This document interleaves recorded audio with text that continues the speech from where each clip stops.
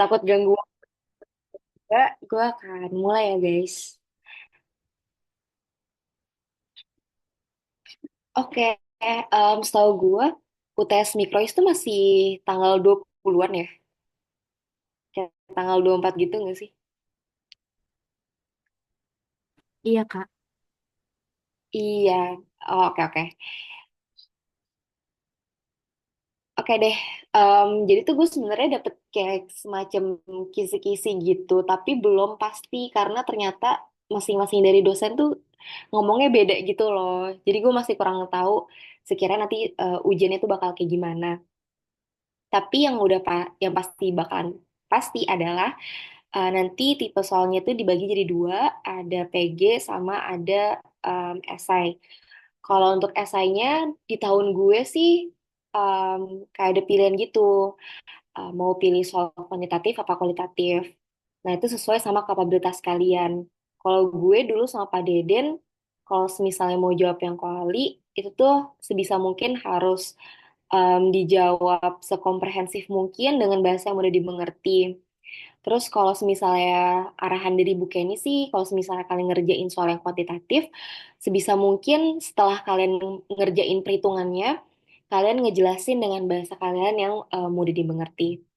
Itu sih guys, jadi nanti untuk materi hari ini, gue bakal coba bahas beberapa soal PG, terus overview materi sedikit, sama beberapa soal esai, ya mungkin sekiranya gue nggak tahu bakal mirip atau enggak sama ujian nanti, tapi itu gue ambil dari beberapa kuis dan um, ujian 2 tahun yang lalu.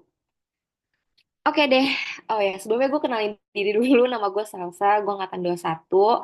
Salam kenal semuanya. Oke deh, jadi untuk diskusi pada minggu ini, sorry untuk hari ini bakal dibagi jadi 5 babak. Yang pertama itu, ini sesuai silabus ya BTW. Kenapa kita mau belajar ekonomi Islam? Terus yang kedua, masalah dasar sama tujuan ekonomi, perbedaannya antara konvensional dan syariah. Terus yang ketiga, perilaku rasionalitas dalam ekonomi. Keempat, maksimisasi kesejahteraan dan keseimbangan. Terus yang terakhir terkait dengan teori perilaku konsumen. Oke deh, kita mulai dari topik di minggu pertama. Kenapa kita harus belajar ekonomi Islam? Gue bakal bahas beberapa soal PG-nya dulu ya. Yang pertama, sekiranya apa perbedaan antara ekonomi Islam sama konvensional? Dan ini jawabannya A, di mana kalau ekonomi Islam pastinya kepentingan antara individu dan sosial dia bakal sejalan karena ekonomi Islam kan prinsipnya hukuk ya, yang dimana interest kita itu nggak hanya sebatas diri sendiri tetapi juga ada sisi ecological, Tuhan, dan sosial di dalamnya. Nah, sedangkan kalau ekonomi konvensional terdapat intrik inkonsistensi di dalamnya. Jadi hal tersebut yakni tujuannya itu masih mengalami persimpangan. Oke, terus yang kedua, sekiranya apa contoh normativisme dalam ekonomi? Kalau di sini jawabannya itu B, yakni mengukur kesejahteraan sosial berdasarkan GDP. Nah, jadi normativisme itu apa? Normativisme itu dia pendekatan em, logika yang lebih mengutamakan sesuatu yang harusnya terjadi atau kayak semacam bentuk normatif. Jadi em, harus pakem gitu. Nah, di sini kan statementnya adalah mengukur kesejahteraan sosial hanya semata-mata menggunakan GDP. Padahal kalau yang kita tahu, kesejahteraan sosial itu kan pengukurannya itu bisa macam-macam ya, nggak hanya bisa terpaku pada GDP aja. Misalkan terhitung dari HDI atau pengukuran kesejahteraan sosial lainnya. Jadi ini jawabannya B. Terus yang ketiga, sekiranya apa contoh penerapan positivisme dalam ilmu ekonomi? Nah, kebalikannya dari normativisme, kalau positivisme itu dia berdasarkan empiris, uji empiris, atau berdasarkan data dan fakta. Dan di sini jawabannya B, yang dimana penalaran bahwa pencapaian kepuasan tertinggi itu sama dengan pencapaian daya beli tertinggi. Kenapa jawabannya B? Karena statement A, C, dan D itu dia lebih menekankan pada pengharusan. Sedangkan yang B itu lebih bersifat empiris. Nah, di sini ada penjelasan lebih lanjutnya. Jadi, kenapa terjadi inkonsistensi tujuan atau em, logika dalam ekonomi konvensional, dan ini dilihat dari inkonsistensi antara pemikiran positivism sama normativism. Yang dimana kalau positivisme itu kan dia berdasarkan fakta, data, dan realita, tapi kalau normativisme dia itu sebuah goals atau tujuan, sesuatu yang seharusnya terjadi. Nah, makanya hal sesuatu yang sifatnya normatif itu seringkali nggak sesuai dengan situasi dan kondisi yang sifatnya realita. Nah, makanya terjadi inkonsistensi. Oke, di sini ada soal esai. Yang pertama, apakah benar tujuan individu dalam mikroekonomi yakni untuk memaksimumkan utilitas itu selalu konsisten dengan tujuan makroekonomi?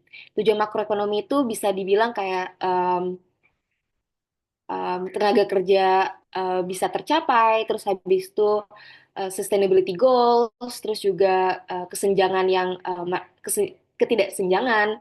Nah, hal ini salah karena kalau misalnya nggak hanya inkonsistensi antara positivism dan normativism, tapi juga ada inkonsistensi antara tujuan mikroekonomi dan juga makroekonomi. Yang dimana kalau tujuan mikroekonomi kan dia sifatnya individualis ya, untuk memaksimumkan utilitas pribadi atau self interest. Sedangkan kalau makro kita ingin mengachieve sesuatu yang sifatnya itu keseluruhan, yang dimana ada sifat sosial di dalamnya untuk kepentingan banyak orang.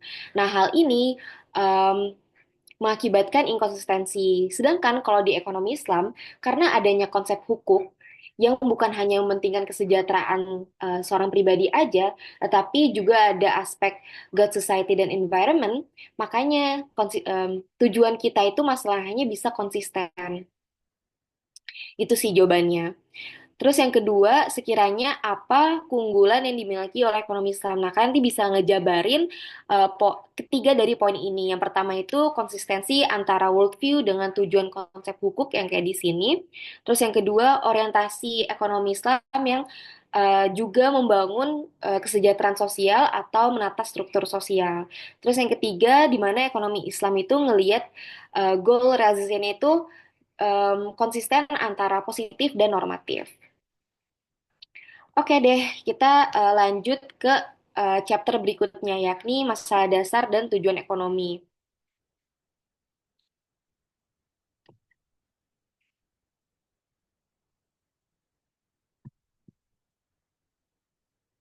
Oke, yang pertama, apa sih yang dimaksud sama tragedy of the commons?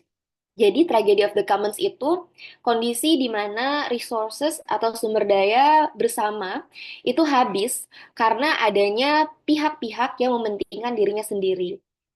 Nah, tragedy of the commons ini merupakan salah satu penyebab terjadinya scarcity. Contohnya tuh kayak gimana? Contohnya misalkan perilaku overfishing, yang dimana di suatu misalkan daerah perlautan ya, ada oknum-oknum yang melakukan secara sengaja overfishing tanpa ada regulasi yang jelas. Nah, hal ini kan dapat menyebabkan kelangkaan musiman pada ikan-ikan di wilayah tersebut ya. Nah, kejadian atau tragedy of the commons ini bisa mengakibatkan yang namanya scarcity, yang dimana scarcity itu tunjukkan bahwa kurangnya resources ikan di daerah tersebut. Terus yang kedua, apa hubungan scarcity dengan opportunity cost?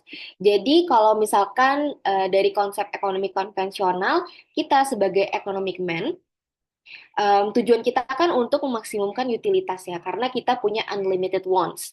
Nah, tetapi kita punya kendala nih, masalah utama kita adalah kelangkaan.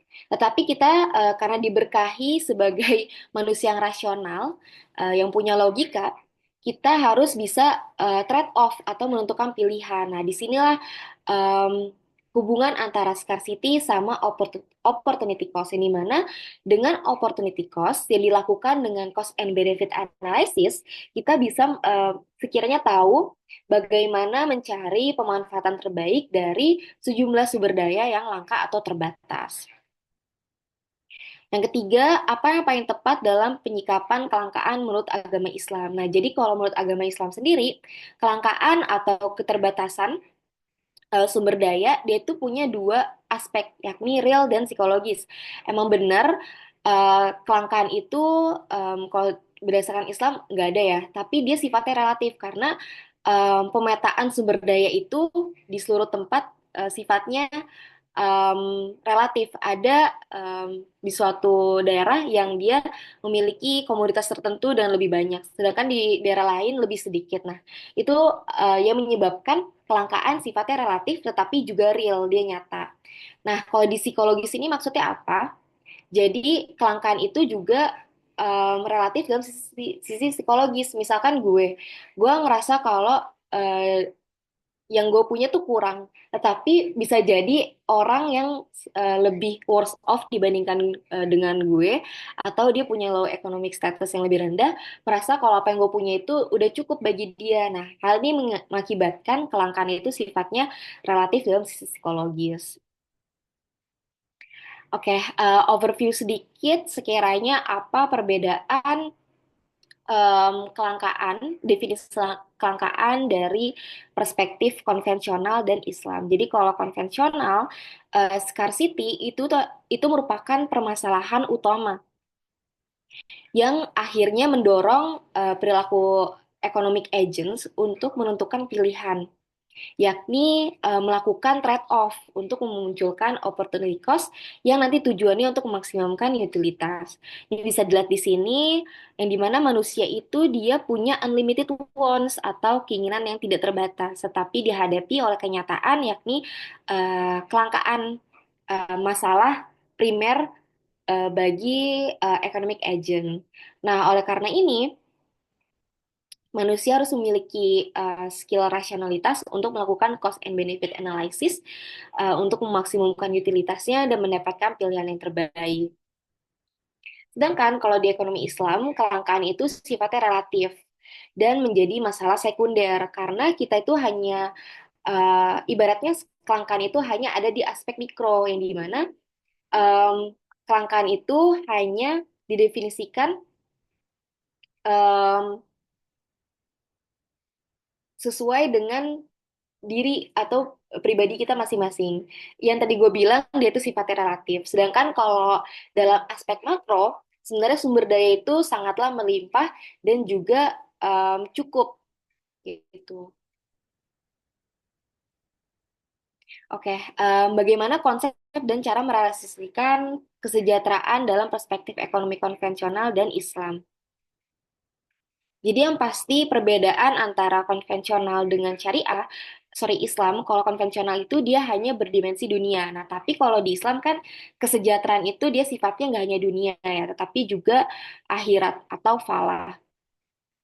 Nah, kalau di ekonomi konvensional, sebenarnya penentuan kesejahteraan itu bergantung pada masing-masing mazhab yang dianut dari berbagai perspektif. Tapi yang pastinya em, dalam ekonomi konvensional kita harus nge-achieve kondisi Pareto optimality. Nah, tapi Pareto optimality ini sifatnya subjektif sesuai dengan mazhab yang dianut dari masing-masing ekonom. Contohnya kalau di utilitarian, semuanya itu dianggap sama, semua individu dianggap sama, dianggap mampu untuk memaksimalkan jumlah utilitas. Sedangkan kalau di Rawlsian, Rawlsian itu mengakui kalau nggak semua orang itu punya kemampuan untuk memaksimalkan utilitasnya, atau orang-orang yang worse off, yang tidak sejahtera. Nah, makanya salah satu kuncinya adalah untuk memaksimumkan utilitas yang paling minimum dari individu individu yang kurang berada di dalam masyarakat. Nah, kalau misalkan dilihat-lihat lagi, ternyata ekonomi konvensional ini nggak punya standar baku dalam menentukan kesejahteraannya. Sedangkan kalau di ekonomi Islam, kita itu punya standar baku yang normatif, yang dimana kesejahteraan kita itu dimensinya dunia dan akhirat dan berjalan secara kesinambungan. Yang pertama kita harus melakukan moderasi makosid al-syariah untuk mencapai maslahah yang dimana maslahah ini nanti bakal mengakibatkan kesejahteraan di dunia dan juga di akhirat. Oke, selanjutnya perilaku rasionalitas dalam ekonomi. Guys, sebentar ya, gue mau ngambil charger dulu.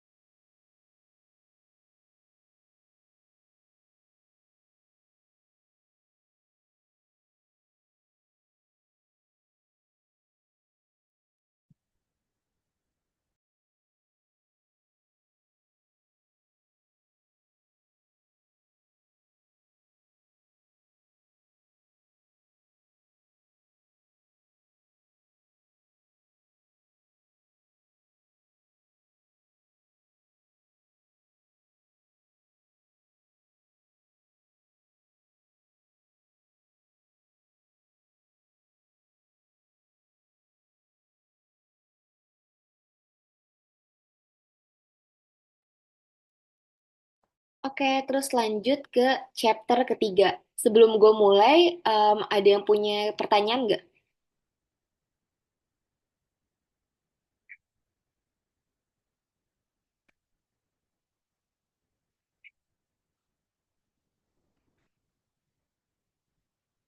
Oke, mungkin nanti kali ya.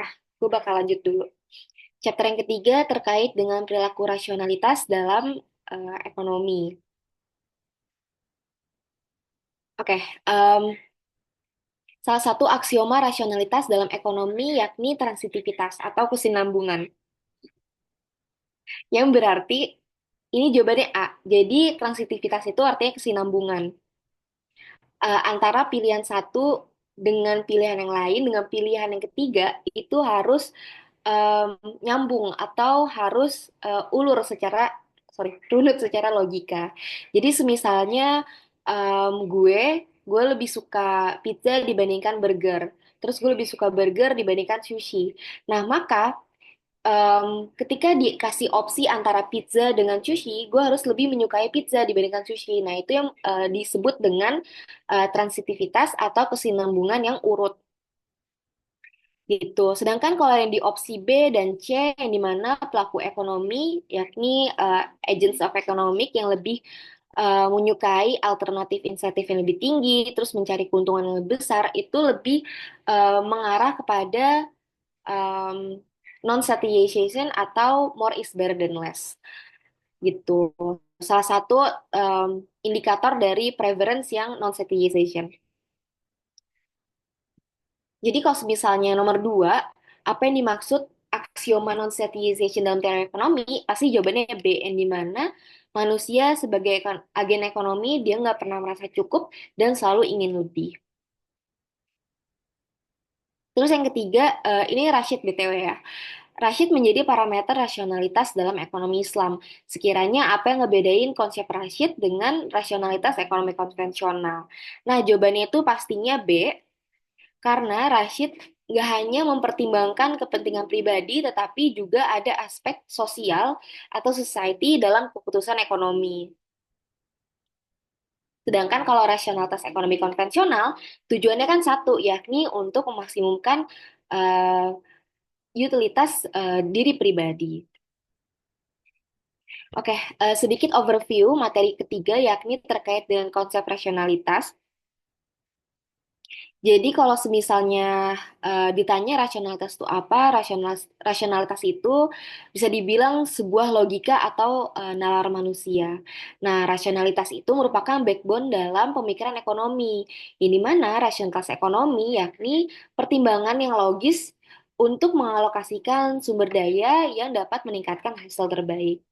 Nah, contoh case-nya apa sih perbandingan antara rasionalitas sama rasionalitas ekonomi? Misalkan kondisi rasionalitas itu bisa digambarin kayak gini. Rahma kan ya, Rahma ingin membeli beras di supermarket. Nah, dia karena punya logika, dia bakal langsung ke supermarket kan, karena berasnya habis di rumah.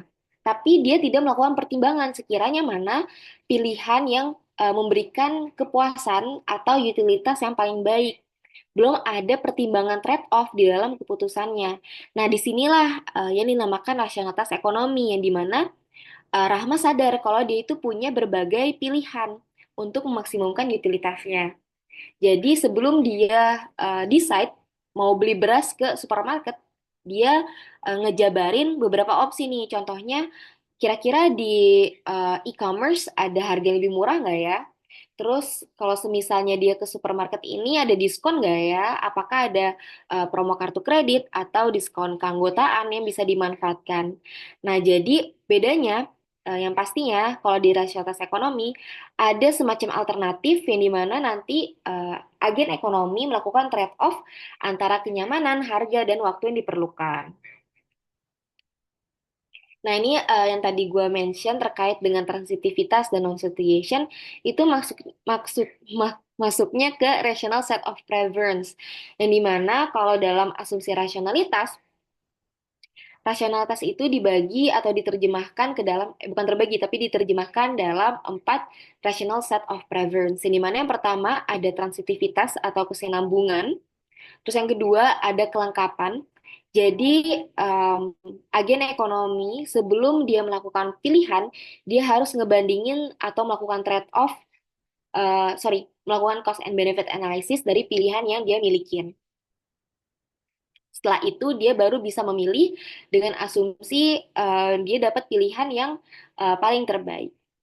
Terus yang ketiga, ini kurang lebih mirip dengan sensitivitas, yakni continuity atau kesinambungan.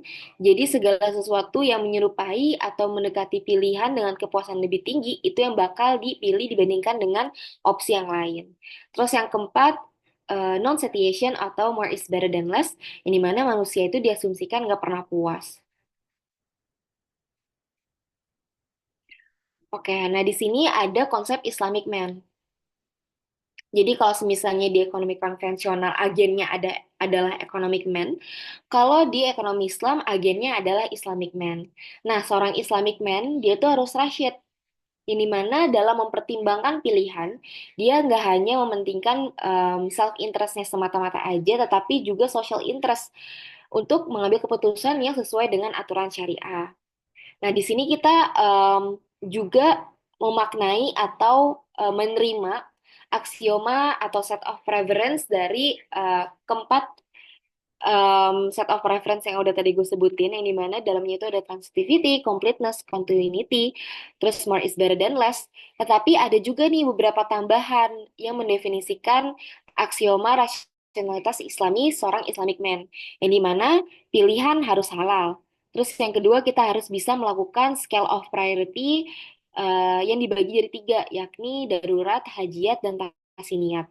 Terus yang ketiga harus memiliki orientasi maslahah, yakni social interest.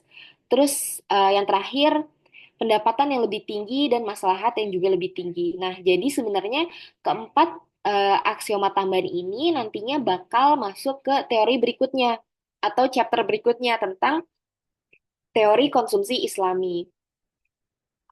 Terus yang ketiga, perbedaan antara Islamic man dan economic man, utilitas yang kita punya itu tuh nggak hanya tujuan semata tujuan semata aja, tetapi merupakan sebuah alat untuk sesuatu yang lebih valuable, yakni memiliki tujuan sosial, moral, dan spiritual. Terus yang terakhir, em, seorang Islamic man tahu sekiranya apa yang beneran dia butuhin atau yang hanya merupakan want semata-mata aja. Nah, ini lebih lengkapnya di sini. Jadi, kalau konsep rasionalitas dalam ekonomi Islam itu, dia harus hukuk atau bersifat multi-interest, yang dimana isinya itu nggak hanya self-interest aja, tetapi ada sosial, ecological, dan God.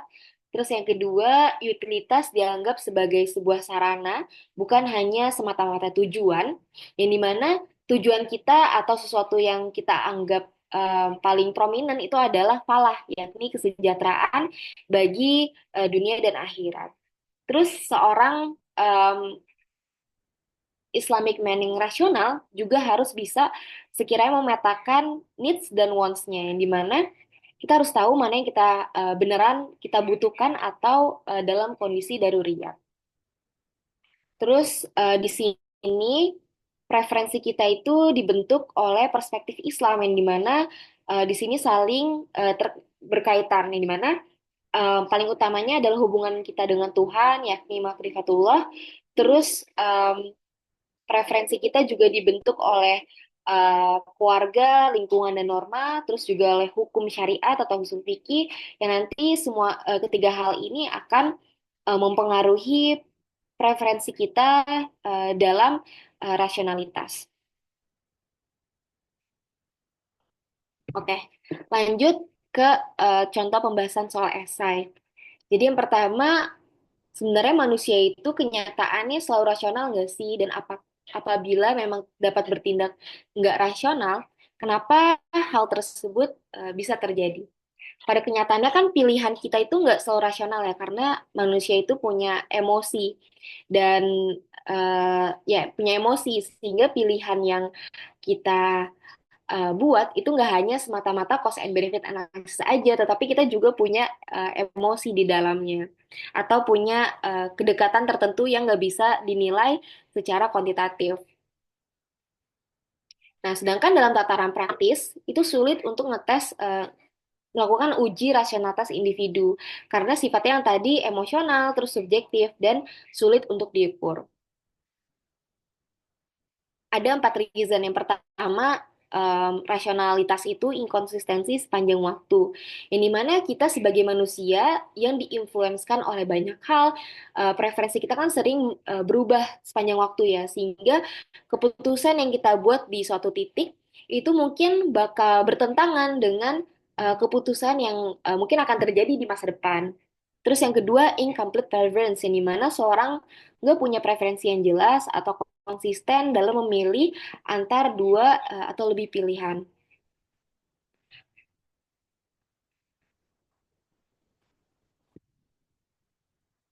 Nah, contoh incomplete preference itu mungkin bisa digambarin kayak misalnya gue pengen beli gadget kali ya.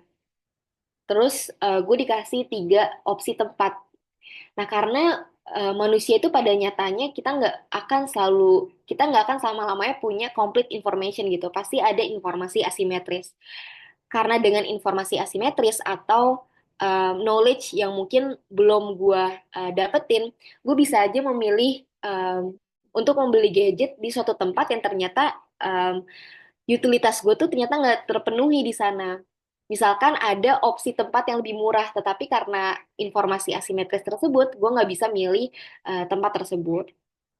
Terus yang ketiga, discontinuity in values, yang dimana nilai seorang pada suatu pilihan bisa berubah karena parameter tertentu seperti harga bisa melewati ambang tertentu. Nah, contohnya tuh kayak misalkan, hmm, misalkan kejadian Popmart kemarin lah Bubu ya, yang harganya sebenarnya nggak semahal itu, tetapi karena kan orang-orang pada pengen beli ya karena viral. Nah, jadinya harganya bisa ke markup tinggi banget. Padahal secara nilai intrinsik Labubu tuh misalkan gak worth it gitu untuk dihargain dengan harga segitu. Nah, makanya ini disebut sebagai discontinuity in values. Terus yang terakhir, no rational belief, yang dimana seorang itu nggak punya keyakinan rasional atau logis tentang hasil dari pilihan tertentu. Nah, no rational belief ini yang gue maksud kalau misalnya pilihan kita bersifat emosional. Karena nggak selama-lamanya kita melakukan cost and benefit analysis gitu. Ada suatu pilihan yang kita pilih karena kita bersikap subjektif atas pilihan tersebut. Terus soal yang kedua, seorang rational economic man akan memiliki keranjang belanja konsumsi yang lebih terbatas dibandingkan seorang Islamic man. Nah, pernyataan tersebut salah karena economic man justru dia cenderung untuk memaksimumkan utilitas dirinya sendiri tanpa mementingkan batasan-batasan yang normatif. Nah, sedangkan kalau Islamic man, kita akan mengkonsumsi yang pertama halal, terus juga kita mempertimbangkan maslahat yang gak hanya em, bertujuan pada diri kita sendiri, tetapi juga untuk orang lain. Nah, makanya ranjang atau indifference curve seorang Islamic man itu, sorry, budget constraint Islamic man itu biasanya lebih sedikit dan juga terbatas. Oke, sebelum lanjut ke materi berikutnya, gue izin untuk break. Mungkin around 10 menit kali, Natasha. Nggak apa-apa nggak ya?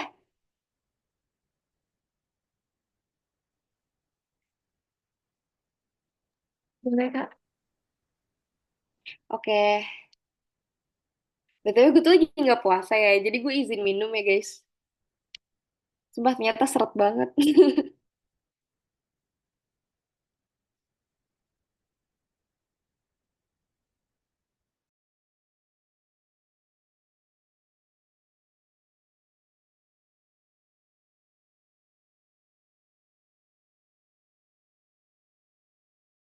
Empat, ini terkait dengan maksimisasi kesejahteraan dan keseimbangan. Oke, jadi soal yang pertama, peran keseimbangan dalam pengambilan keputusan pelaku ekonomi Islami adalah Jawabannya yang A, yang dimana masalah optimal hanya dapat dicapai dalam mengambil keputusan seimbang. Karena melakukan moderasi maslahah atau moderasi em, makosid syariah itu merupakan necessary condition dari sorry, itu merupakan sufficient condition dari mencapai maslahah yang optimal. Terus yang kedua, pentingnya pembentukan Rashid sebagai rasionalitas yang lebih komprehensif dalam optimisasi masalah adalah jawabannya yang C, yang dimana tanpa Rashid, seorang Islamic man ngambil keputusan itu hanya memaksimalkan utilitas sendiri tanpa memperhitungkan sekiranya em, social interest, terus habis itu hak-hak orang lain yang ada di dalamnya. Sehingga masalah yang nanti akan dihasilkan itu nggak optimal. Dan nanti kalau semisalnya dia hanya fokus untuk kepada makosid syariah dirinya sendiri, hal tersebut dapat mengakibatkan yang namanya diminishing marginal maslahah. Itu yang dimaksud eh, dengan bisa membahayakan dirinya sendiri. Terus yang ketiga, ilmu ekonomi secara umum memandang keputusan ekonomi sebagai pencarian manfaat terbaik dengan memaklumi constraint yang ada. Nah, apa yang bukan constraint dalam sudut pandang ekonomi Islam? Nah, ini jawabannya C, karena tingkat kemaslahatan itu nggak punya constraint ya. Sifatnya tidak terbatas. Sedangkan kalau constraint yang lain, sedangkan kayak hak Tuhan itu kan dia sifatnya sebagai constraint ya. Terus habis itu resources itu kan di constraint, sedangkan juga pembatasan hak makhluk hidup karena adanya kewajiban itu kan dia punya sisi constraint-nya juga. Lantas, sekiranya apa sih perspektif maksimisasi kesejahteraan dalam ekonomi Islam? Juga memiliki sisi masalahnya. Ini mana kalau utilitas itu dia sifatnya statis gitu ya. Kalau utility dalam Islamic economic dia itu sifatnya lebih luas, dinamis dan objektif dibandingkan dengan hanya manfaat semata aja. Lebih objektif karena hal tersebut diturunkan dari syariah, terus lebih luas karena cakupannya itu nggak hanya self interest semata, tetapi juga ada sisi hukum di dalamnya. Terus yang kedua, em, dalam em, dalam mengkonsumsi atau melakukan suatu pilihan, pilihan kita itu ada berkahnya. Nah, berkah ini bertindak sebagai sebuah multiplier dari maslahat. Dan ini rumusnya. Jadi, em, maslahah yang dinotasikan sebagai M besar itu fungsinya adalah sebuah manfaat. Nah, jadi manfaat itu maksudnya kayak segala hal yang kita lakukan itu pasti bermanfaat ya, meskipun nggak selamanya bermanfaat bagi orang lain, tetapi at least bagi diri kita memiliki suatu manfaat. Nah, tetapi apabila kita melakukan sesuatu yang nggak hanya bermanfaat pada diri sendiri, tetapi juga ada aspek hukum di dalamnya, maka dapat menghasilkan yang namanya berkah. Nah, berkah ini sifatnya multiplier. Ini mana nanti bakal multiplayerkan manfaat yang ada atau dapat berimplikasi terhadap masalah multiplier. Nah, ini bisa dilihat di sini, di mana sesuatu yang kita lakukan yang pastinya bermanfaat, tetapi nggak hanya bermanfaat pada kita diri kita sendiri, juga memiliki akan berimplikasi terhadap berkah yang nanti dapat memultiplayerkan manfaat yang sudah ada. Jadi manfaat yang dapat mengandung berkah nantinya dapat menghasilkan maslahah yang lebih besar. Jadi necessary condition atau suatu yang udah harus terjadi itu adalah kita sebagai Islamic man untuk memaksimisasi maslahah. Nah, tapi ada sufficient conditionnya nih, yang dimana kita juga harus bisa moderasi um, maslahah yang kita punya atau modernisasi um, makosid syariah yang kita milikin. Untuk contoh soalnya kayak gini, yang dimana di sini ada tabel yang isinya manfaat atas konsumsi kita terhadap sesuatu.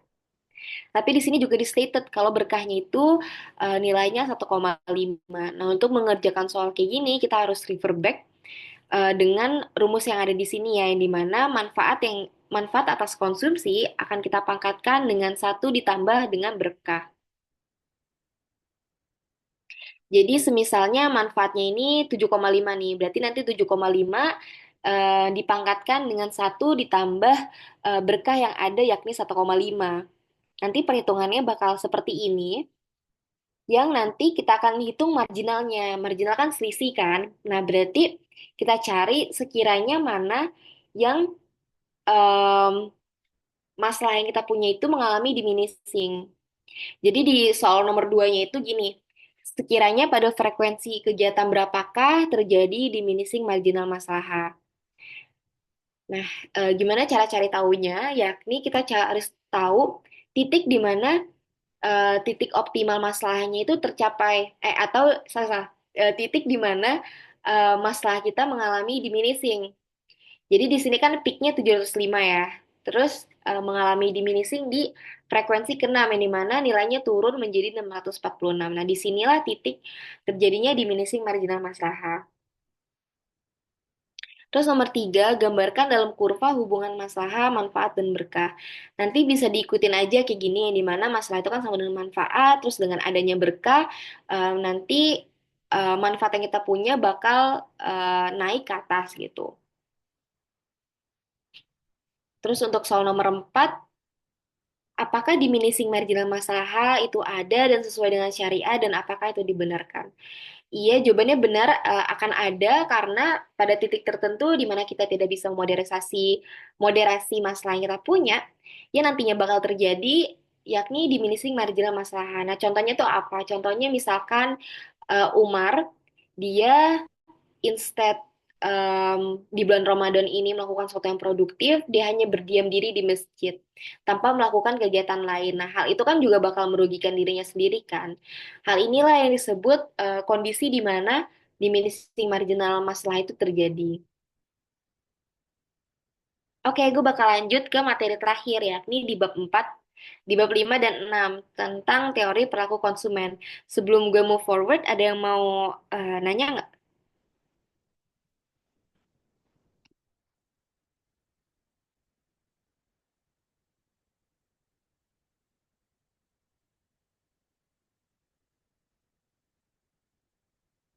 Oke, gue bakal lanjut ya. Jadi terkait dengan teori perilaku konsumen, teori perilaku konsumen Islam itu ada 4 tingkatan. Tapi sebelumnya kita harus tahu kalau Islamic Man itu baru bisa diasumsikan nasional ketika kita punya motivasi yang multi interest atau hukuk. Nah, hukuk sendiri itu beda dengan utilitas konvensional pada umumnya karena kita nilainya itu dinamis dan resiprokal. Sedangkan kan kalau utilitas konvensional sifatnya lebih statis ya. Sedangkan kalau hukuk dia tuh sifatnya dinamis. Kenapa dinamis? Karena Islamic Man itu nggak hanya mempertimbangkan konsumsi pribadinya, tetapi juga ada interest lainnya atau dengan kata lain multi interest. Terus kenapa resiprokal? Jadi Islamic Man itu sadar dengan adanya hukum tabur dan tuai. Jadi sesuatu yang kita lakukan nantinya bakal memiliki impact balik ke dalam diri kita sendiri. Nah, sifat dari multi interest atau hukuk itu ditranslasikan ke dalam 4 tingkatan. Jadi ada 4 tingkatan, secara dinamis dan statis. Dinamis yakni konsumsi tingkat keempat dan tingkat ketiga, dan statis di tingkat kedua dan tingkat ke-1. Nah, jadi untuk konsumsi tingkat keempat ini sifatnya seperti ekonomi konvensional, yang dimana kita harus memilih di antara substitusi lainnya. Jadi Islam tidak memungkiri adanya suatu pilihan di antara pilihan yang lain.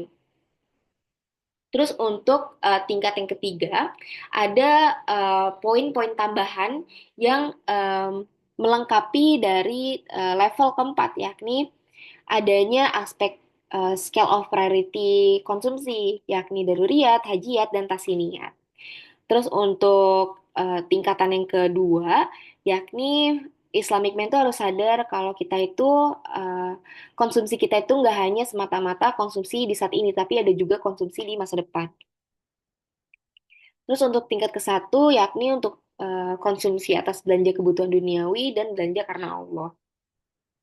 Oke, jadi yang pertama itu kita ngebahas terkait dengan analisis statis. Ini dibagi jadi dua, yakni konsumsi tingkat keempat dan tiga. Jadi yang pertama konsumsi tingkat keempat. Sebelumnya gue ngejelasin analisis statis dulu. Jadi analisis statis itu merupakan analisa yang digunain untuk melihat perilaku konsumsi pada satu titik waktu.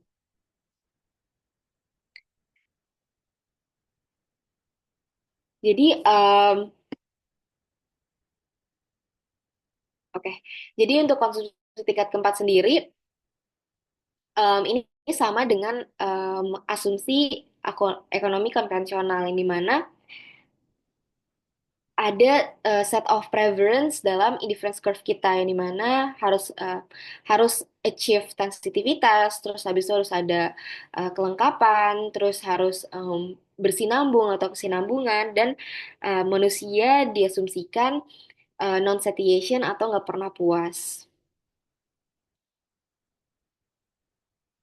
Terus untuk konsumsi tingkat ketiga, konsumsi tingkat ketiga ini sifatnya pelengkap, pelengkap dari asumsi yang keempat tadi.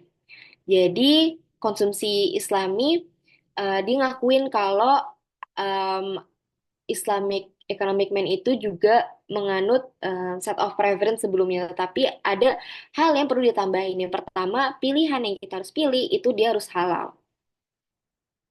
Jadi semisalnya em, aku diberikan dua pilihan untuk mengkonsumsi air atau alkohol. Nah, karena sudah diatur oleh Allah, terus juga dilarang untuk mengkonsumsi minuman yang alkohol dan haram, maka kurva indifference curve aku akan bakal kayak gini, yang dimana di sini corner solution. Jadi aku akan em, mengalokasikan pilihanku untuk barang-barang yang halal dibandingkan dengan yang haram. Terus yang kedua kita harus tahu sekiranya em,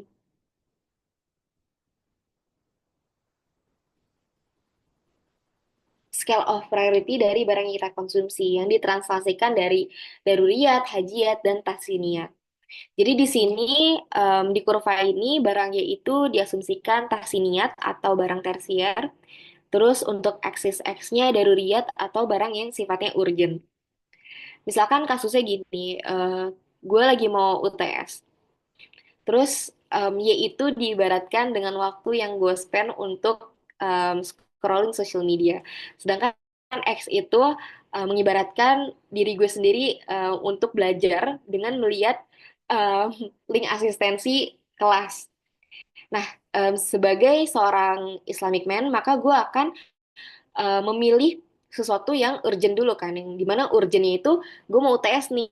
Nah, makanya di sini gue lebih condong untuk mengkonsumsi barang X atau menghabiskan waktu di X terhadap konsumsi yang bersifat daruriyat, yakni untuk lebih banyak belajar. Terus tambahan yang ketiga, pilihan kita itu harus berorientasi pada barang-barang yang memiliki nilai maslahah. Makanya di sini kurva indifference curve kita lebih condong ke aksis Y yang dimana dinotasikan sebagai barang bermasalah dibandingkan dengan aksis Y dibandingkan dengan akses X yang dinotasikan sebagai barang kurang bermasalah. Terus asumsi yang terakhir, di mana pendapatan yang lebih tinggi itu ngerepresentasiin masalah yang lebih tinggi. Jadi di sini tuh ada tiga kurva. Kurva yang pertama itu ngasih lihat em, ngasih lihat sekiranya barang Y itu barang yang em, tersier, terus X itu barang yang lebih inferior. Ini mana seiring dengan kurva kedua itu mengibaratkan pendapatan ya, Y pendapatan. Jadi seiring dengan menaiknya pendapatan kita, sorry, seiring dengan konsumsi kita atas barang yang tersier, maka em, yaitu dinotasikan sebagai barang dengan masalah yang lebih tinggi.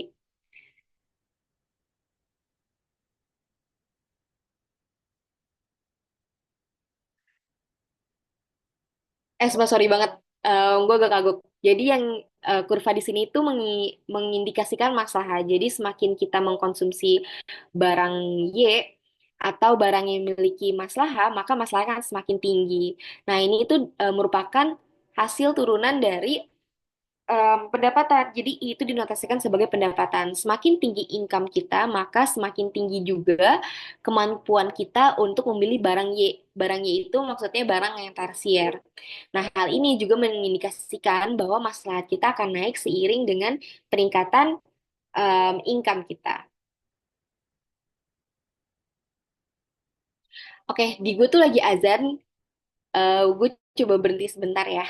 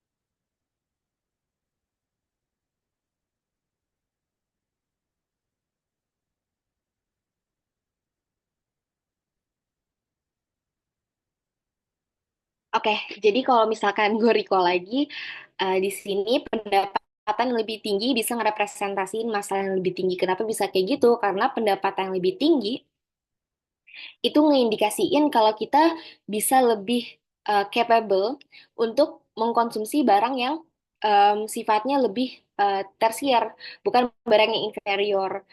Nah, hal tersebut dapat berimplikasi terhadap masalah yang kita punya akan lebih tinggi ke depannya.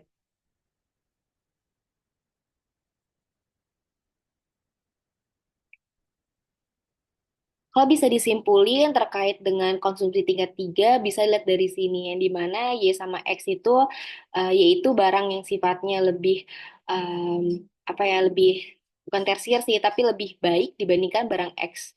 Barang X itu diibaratkan sebagai barang yang lebih inferior dibandingkan Y. Nah, di sini ada tatanan berdasarkan scale of priority-nya, yang dimana daruriyat, hajiyat, sama tasiniyat. Yang dimana kalau barang daruriyat, dia bisa menghasilkan em, masalah yang lebih tinggi. Nah, terus di kuadran kedua memperlihatkan bahwa seiring dengan pertambahan konsumsi Y, ini kan konsumsi Y ya, masalahnya bisa meningkat. Nah, kenapa kita bisa melakukan pertambahan atas konsumsi Y? Karena di bawahnya ini sama-sama memiliki hubungan yang positif antara income dengan masalah. Yang dimana semakin tinggi income yang kita punya, semakin capable bagi diri kita sendiri untuk mengkonsumsi lebih banyak barang Y. Terus di sini, semisalnya pendapatan kita udah naik nih, nah makanya konsumsi kita atas barang X itu juga bakal turun. Makanya posisinya tuh ada di sini. Oke, terus lanjut ke konsumsi tingkat kedua. Nah, konsumsi tingkat kedua itu merupakan analisis dinamis yang melihat perilaku konsumsi pada dua titik waktu atau lebih. Kalau yang sebelumnya kan statis, sekarang dia hanya memperlihatkan satu titik waktu. Terus kalau di analisis konsumsi tingkat kedua, ini terkait dengan konsumsi sekarang dengan masa depan yang dimana kita kan tahu kalau rumus dari saving itu merupakan pendapatan yang dikurangi dengan konsumsi. Nah, makanya em, ketika em, ketika kita menabung, nantinya konsumsi yang kita akan lakukan di masa depan itu akan lebih banyak karena di sini konsumsi di masa depan pendapatan kita ditambahkan dengan saving yang udah kita lakuin. Lalu terkait dengan konsumsi tingkat satu ini mana konsumsi yang berorientasi maslahat dan em, konsumsi yang hanya em, berorientasi pada diri sendiri. Jadi di sini ada fungsi konsumsi yang dimana konsumsinya itu berorientasi pada maslahat. Nah, fungsinya adalah konsumsi untuk diri sendiri dan konsumsi untuk orang lain. Konsumsi untuk orang lain itu maksudnya kayak melakukan sedekah ya, sedekah, zakat, karena kita tahu rezeki kita itu ada rezeki orang lain di dalamnya.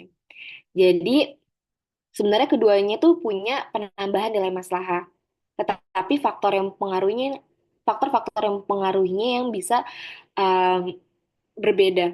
Yang dimana kalau yang pertama itu hanya dipengaruhi oleh pendapatan, tetapi kalau fungsi konsumsi yang kedua juga ditambahkan dengan em, tingkat ketakwaan. Nah, makanya di sini ada fungsi T di dalamnya yang menotasikan takwa. Oke, di sini tuh ada contoh soal. Terus kalau gue dengar dari asdos lain, katanya ini kayak semacam bocoran gitu buat UTS nanti. Jadi ada soal kayak gini, diibaratkan kalian sebagai seorang economic agent, terus harus bisa nge-divide antara expense kalian untuk diri sendiri dan juga untuk sedekah. Nah, kalian tuh harus bisa ngebuat sekiranya indifference curve sama kurva 4 kuadran berdasarkan case-case yang ada di bawah. Misalkan yang pertama kalian kalian ada seorang materialis, terus yang kedua kalian seorang sosiopat, terus yang ketiga kalian seorang altruis, terus yang keempat kalian merupakan breadwinner atau provider di suatu keluarga, terus yang kelima kalian punya s- kondisi penyakit yang mengharuskan kalian untuk mengeluarkan pendapatan pribadi yang lebih banyak untuk berobat gitu. Nah, di sini kalian perlu untuk ngejabarin dari masing-masing 5 kondisi tersebut menggunakan kurva indifference curve sama 4 kuadran.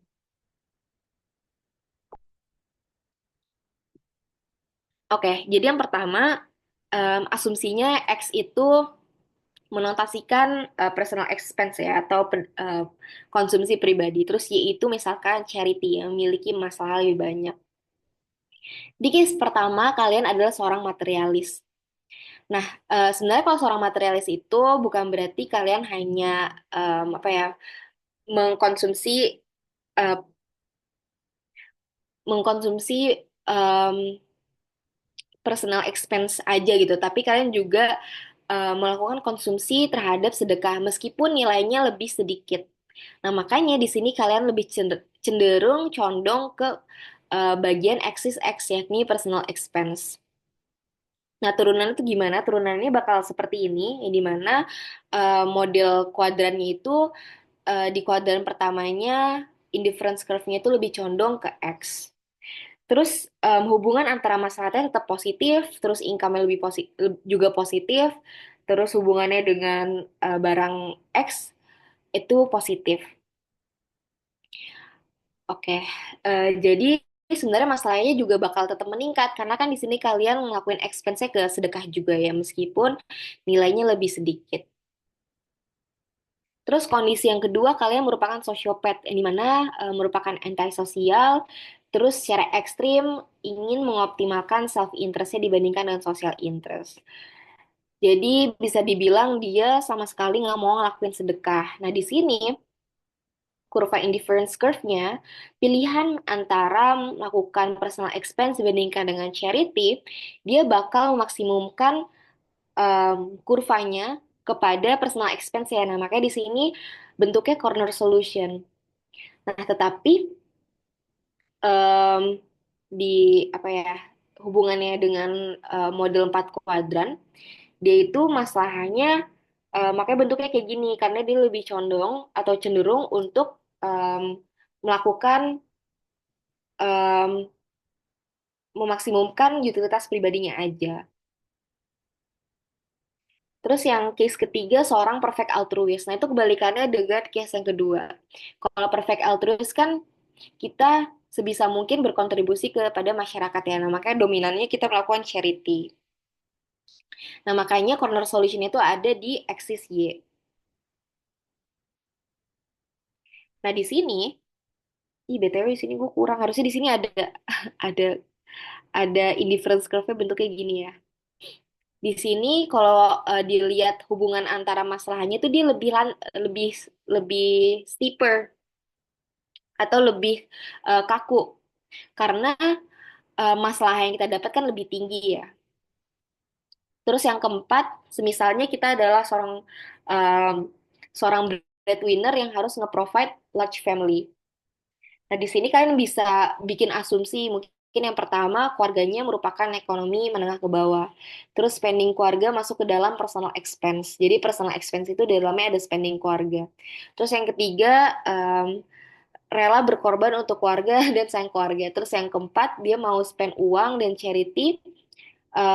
Dia tetap mau nge-spend uang untuk charity sehingga awareness untuk sedekahnya tetap ada.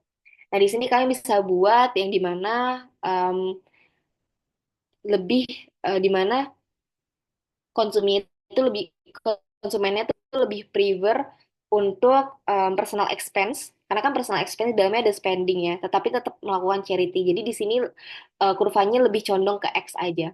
Terus untuk model 4 kuadrannya akan seperti ini. Terus yang kelima, semisalnya kalian seorang yang punya penyakit kronis, terus habis itu harus melakukan atau mengkonsumsi expensive medical condition. Nah, kalian bisa bikin asumsi yang pertama, medical condition kan dia kebutuhannya bersifat hajiat, terus yang kedua berasal dari kelompok ekonomi menengah ke bawah, makanya harus nge-trade off antara personal expense, yakni biaya medis dengan charity. Terus BTW ini kayak gue salah ya, harus ini daruriyat. Terus yang ketiga masih ingin untuk bersedekah dengan kuantitas yang sedikit. Nah, jadi di sini bentuk kurva dengan kurva indifference curve dengan 4 kuadrannya kurang lebih bakal sama kayak gini. Oke deh, mungkin sekian aja dari pembahasan soal dari gue dan juga overview materi. Sebelumnya ada yang mau ditanyain lagi nggak ya guys? Selagi nunggu, jadi di dalam bit.ly atau link asistensi gue itu ada pembahasan soal ya. Jadi tuh gue dengar gosip kalau misalnya, sebab gue agak alergi terus kayak dari tadi gue garuk-garuk hidung, sorry ya. Em, Kalau dari kelasnya Pak Lukman itu pengen lebih berat atau heavy ke analisa kuantitatif. Nah, gue bingung juga sih, soalnya kalau dari buku ini sendiri, mostly kita pembahasan sehari-harinya tuh lebih sifatnya lebih kualitatif gitu. Jadi nanti kalian bisa persiapkan analisa secara kuantitatif dan kualitatif. Jadi di sini tuh em, ada contoh soal UTS 3 tahun yang lalu.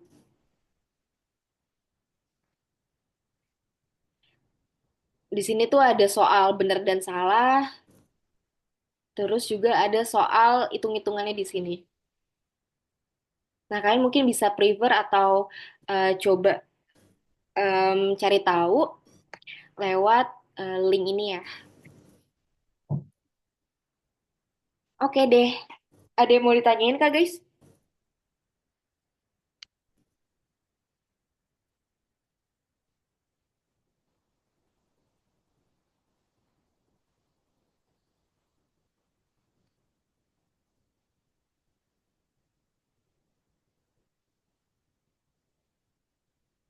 BTW di sini ada yang kelasnya Pak Lukman nggak? Saya Kak. Itu kalian kalau setiap hari kelas ada hitung-hitungannya kayak hitung-hitungannya kak guys? Sebenarnya nggak ngitung-ngitung juga sih, cuman dia kayak emphasis banget ke tadi ya maksudnya yang kuadran-kuadran tabel-tabel gitu. Oh, berarti yang kayak soal terakhir ya? Ya yang perfect altruist dan lain-lain tadi itu. Oke deh, ya mungkin ini bisa jadi salah satu benchmark contoh soal di UTS nanti sih. Sama ini, kata tuh bakal ada soal PG ya. Hmm, mungkin bisa nge-refer ke soal contoh soal PG-nya Pak Deden sih. Gue pengen kayak ngasih lihat tapi soalnya tuh bakal mau gue masukin ke kuis kelas asistensi gue. Mungkin nanti kali ya, kalau misalnya ada pembahasannya bakal gue masukin ke link asistensi gue. Oke, mungkin dari gue itu aja sih guys.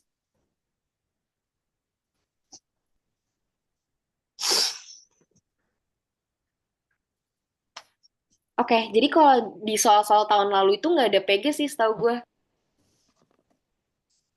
Jadi mungkin tahun ini bakal pertama kali ada. Tapi gue kurang tahu sih kalau tahun lalu. Kalau di zaman gue nggak ada sih guys.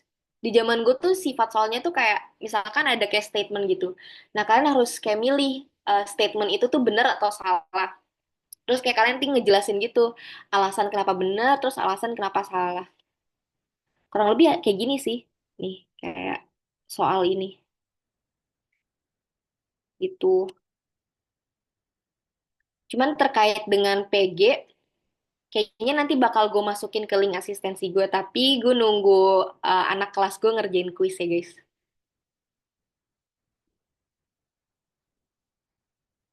Oke deh,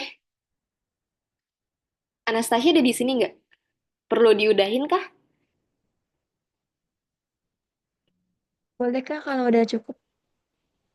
Oke, dari gue cukup. Mungkin sampai sini aja. Kalau kalian